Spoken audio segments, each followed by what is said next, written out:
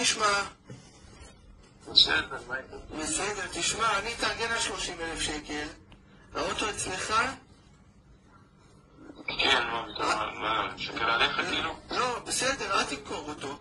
בסדר, אל תמכור, אל תפרק אותו. אני אתארגן על הכסף, ברגע שיש לי כסף אני מתקשר אליך, אני אעביר לך את הכסף. את הרכב הזה גנוב אחי, אני לא יכול להשאיר הרבה זמן, אתה מבין? לא רוצה להסתבך גם.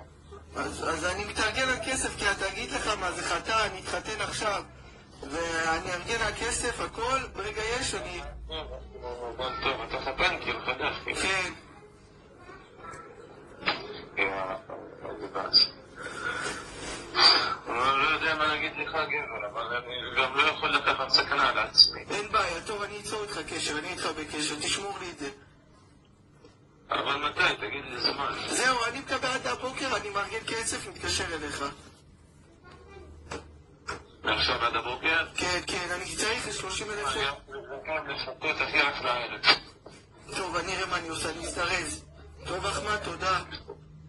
חביבי, אחי, אבל אתה יודע, אני לא יכול לקחת סכנה על עצמי. כן, כן, בסדר. תודה. אם היה את זה חוקי כאילו בכיף, הייתי עושה לך את זה.